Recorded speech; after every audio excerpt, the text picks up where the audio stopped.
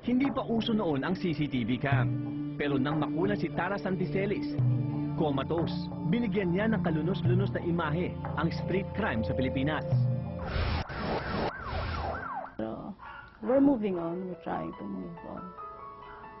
Ayun lang, siyempre, hindi mo maiwasan. Ma-miss mo.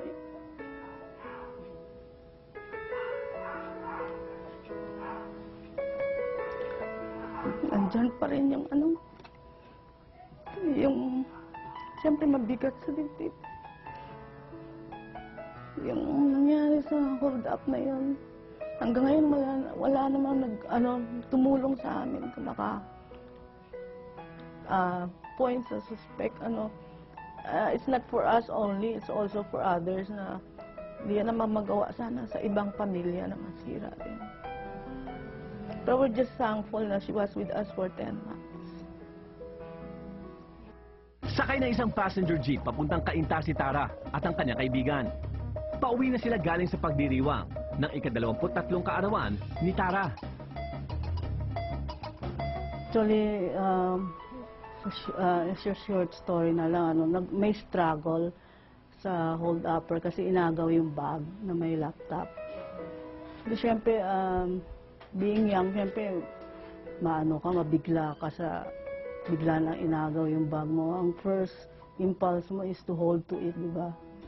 Kaya nung struggle na yun, yung baril pala naka-open na, kaya pumutok. 10 buwang comatose si Tara. Umabot na sa 5 milyon ang bayarin sa ospital. Pero bumigay din ang katawan ni Tara. Namatay siya habang inilalaban ng mga magulang ang kaso. Hindi pa man nahuhuli ang salarin. Sinisigurado ng mga magulang ni Tara na makakamit nila ang hustisya.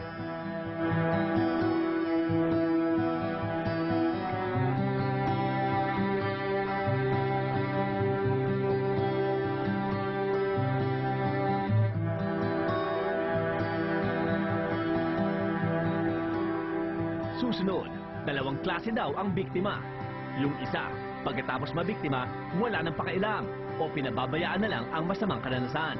Ang isa naman, gaya ni Tara, lumalaban.